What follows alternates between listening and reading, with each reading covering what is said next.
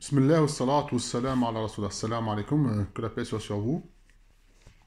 Donc une vidéo un peu spéciale, je dirais. C'est un domaine que j'étudie depuis un certain temps, donc la connaissance des rêves.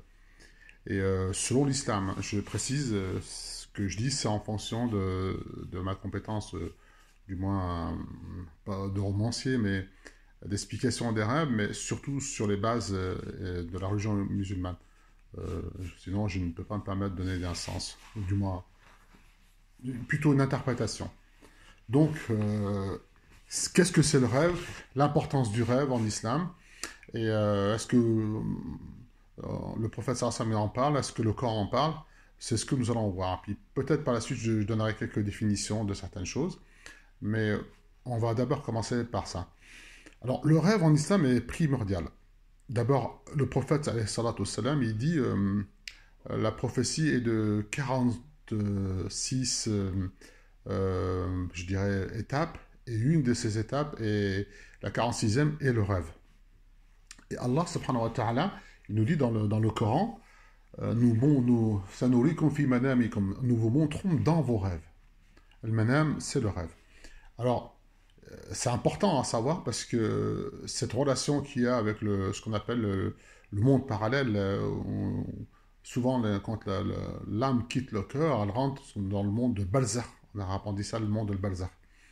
Et c'est un monde intermédiaire entre la fin du monde et la vie que nous vivons. Donc cette séparation qui est temporaire ou définitive quand c'est la mort finale. Donc le rêve, qu'est-ce que c'est? Le prophète alayhi salatu wassalam, que la paix soit sur lui, il nous dit le rêve se comporte, du moins, il y a trois types de rêves que nous faisons en règle générale.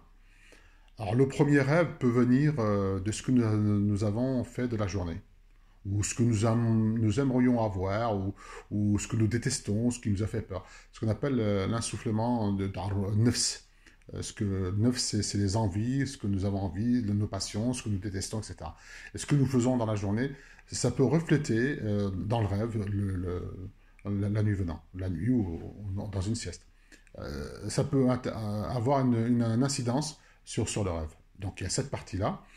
Il y a une deuxième partie, c'est un rêve où on est mal à l'aise. Donc souvent en Occident on dit c'est un cauchemar, etc. Mais souvent on n'est pas bien quand on fait ce type de rêve.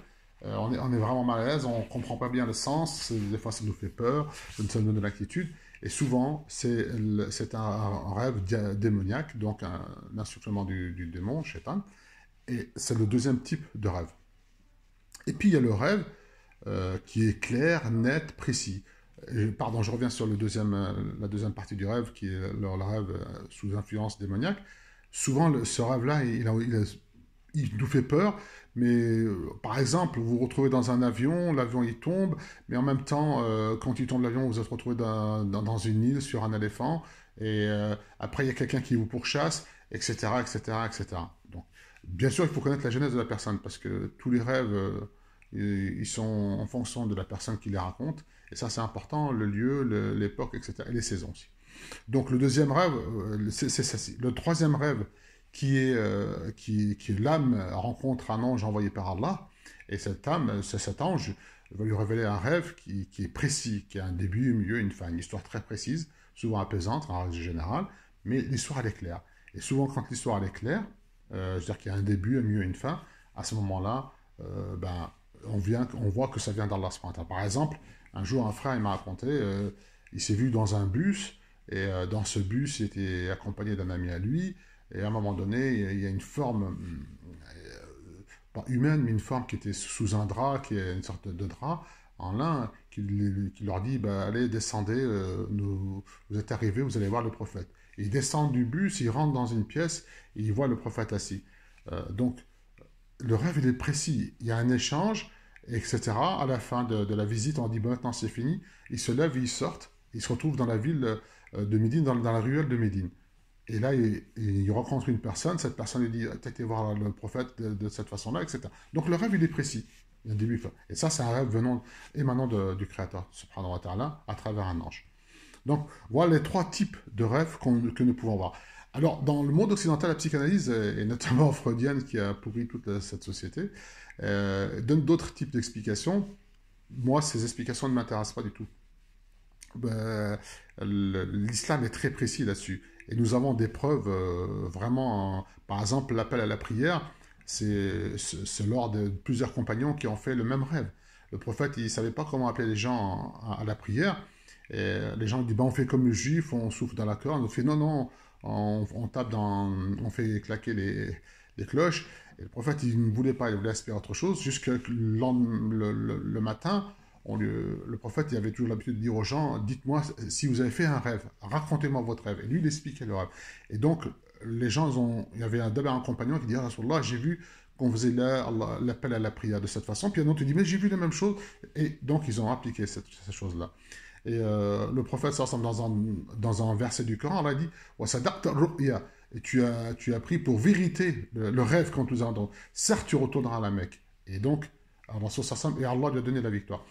Voilà, notamment. Il y a un autre rêve qui est très connu en islam, c'est le rêve de la mère des croyantes, Aïcha, radiyallahu anha, l'épouse préférée du prophète. Et Aïcha, un jour, elle a vu euh, le, 3 lunes tomber ici, fi hajriha, devant ses genoux. Hajriha, sur ses genoux. Mais 3 lunes. Alors, quand on lune dans les langues latines, lune c'est au féminin, alors qu'en arabe c'est qamar, c'est masculin.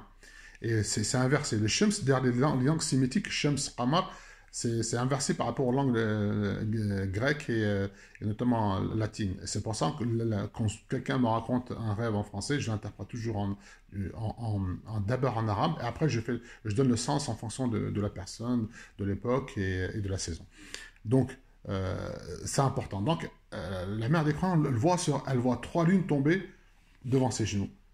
Et elle était étonnée, elle raconte ça au prophète. Alors, le prophète sallallahu alayhi wa sallam lui dit, Ya Aïcha, ton rêve est véridique, il y aura 3 grands hommes de ma communauté qui seront enterrés ici chez toi. Regardez le rêve, comment le prophète sallallahu alayhi wa sallam, il a donné le sens à ce rêve-là, l'interprétation exacte.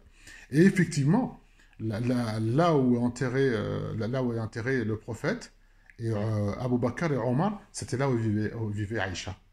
Et on voit bien les 3 plus grands de la communauté musulmane, c'est le prophète alayhi salam qui est messager d'Allah, son meilleur ami Sadiq, le véridique, donc Abu Bakr, et le troisième, le meilleur des khalifas, Omar, qui a établi des lois de justice sociale, etc., c'est Omar. Il lui a dit les 3 plus grands hommes de ma communauté. Donc, la communauté de Mohammed alayhi salam. Donc, tous les sens, l'interprétation des rêves demande une certaine connaissance du texte religieux, le Coran, une connaissance un petit peu des hadiths aussi, et surtout une connaissance de la langue arabe. C'est important parce que la langue arabe elle donne une signification. Quand on voit une personne qui s'appelle Jamel, par exemple, en arabe, ça a un sens. Alors quelqu'un qui s'appelle, je ne sais pas moi, Nourdin, ça a un autre sens. La personne que vous voyez et comment elle s'appelle, c'est important pour pouvoir donner un sens, une interprétation. Alors, ça c'est une approche connue des musulmans, notamment beaucoup de gens. Les meilleurs romanciers, donc c'est Ibn Sirir. Il y a un livre qui se vend, mais certains ulama disent que c'était pas vraiment de lui, on n'a pas la garantie que c'est bien de lui. Et Nablusi aussi, donc qu'il fait. Il y avait Sofiane Touré qui faisait un peu ça. Et, et donc, la science des rêves, c'est très particulier. L'interprétation des rêves, la personne, non seulement il faut qu'elle ait une certaine connaissance religieuse, mais en même temps, il faut qu'elle ait une certaine perspicacité. Il y a un don qui est fait de la part d'Allah subhanahu wa ta'ala. Par exemple, j'ai une femme, une fois, m'avait contacté. Elle fait un rêve où elle se voyait dans un escalier en acier et 2 meutes de chiens qui n'étaient pas menaçants mais qui n'arrêtaient pas d'aboyer. Et donc la personne qui lui a interprété ce rêve, c'est que la meute, bon, une meute, c'est la famille.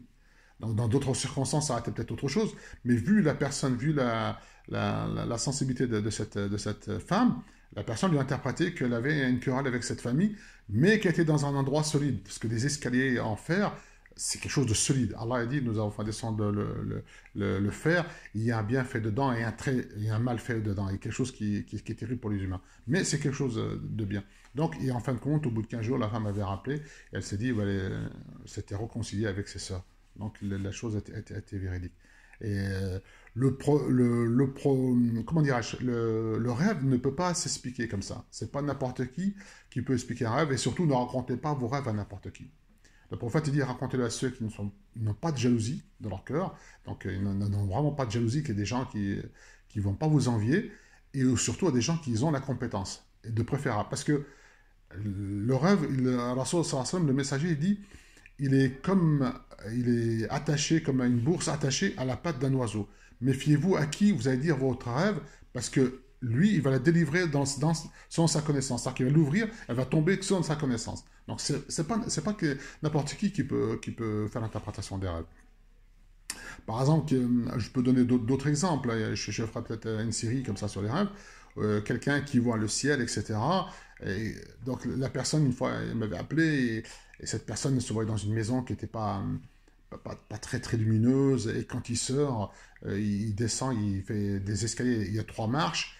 Et dans les 3 marches, il lève la tête au ciel, il voit un ciel très, très ombrageux, très, très noir, beaucoup de nuages, pas de lumière, etc. Et la personne qui lui a expliqué, il dit, mais en fait, ça fait depuis déjà quelques temps, peut-être 3 mois, que tu passes des moments très difficiles au niveau financier. Et il s'avérait que c'était juste. Donc le ciel peut refléter un peu d'autres situations.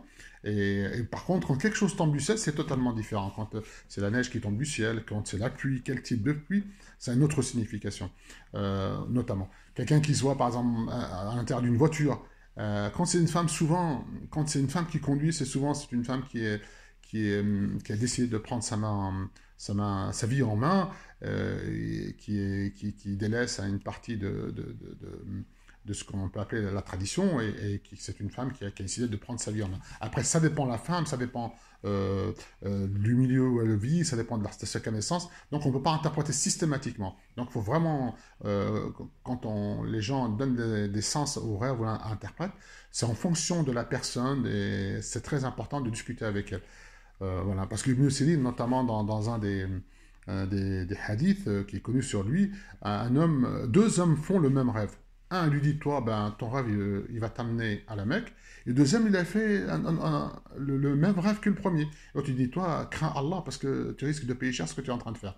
Donc, vous voyez, pourquoi? Parce que l'autre, Ibn Sirin, il a eu la perspicacité de comprendre la personne. Voilà, et cette personne était pieuse, etc., elle cherchait la Mecque, donc son rêve correspondait. Tandis que l'autre essayait de faire la duplicité, il essayait d'être fourbe. Et le Bessin, il l'a montré. Donc voilà, en ce qui concerne, peut-être, je ne sais pas comment on peut interpréter, il y a des rêves qui ont un sens un peu inversé. Sachez que pour le croyant, je dis bien, le prophète, il a dit, à la fin des temps, le rêve du croyant sera de plus en plus véridique. Donc les choses seront de plus en plus claires. Après, il y a certains rêves qui demandent des interprétations. Et à ce moment-là, faut aller voir des gens qui ont cette compétence-là. Et on ne dit pas vos rêves. Des fois, il y a certains rêves qui peut-être qui vont vous faire peur, mais la signification exacte, elle est le contraire. Donc, c'est important de le savoir. Mais dans tous les cas de figure, si par exemple, par malheur, vous faites un cauchemar ou un rêve qui vous fait vraiment peur, vous n'êtes pas bien, le prophète il nous indique de tourner la tête sur le côté gauche, de dire A'udhu billah, et de faire 3 fois comme ça. Et se retourner dans la position fétale sur le côté droit, et le shaitan ne vous touchera pas. Le rêve ne sera pas maléfique pour vous. Ben voilà, j'espère que ça vous donner un éclaircissement de ce genre de choses. Les gens rêvent de plus en plus parce qu'on a besoin de réponses, et j'espère que ça vous a plu. Subhanakallahumma bihamdik, nashhadu la ilaha illa anta, nastaghfiruka wa natubu ilaik. Assalamu alaikum.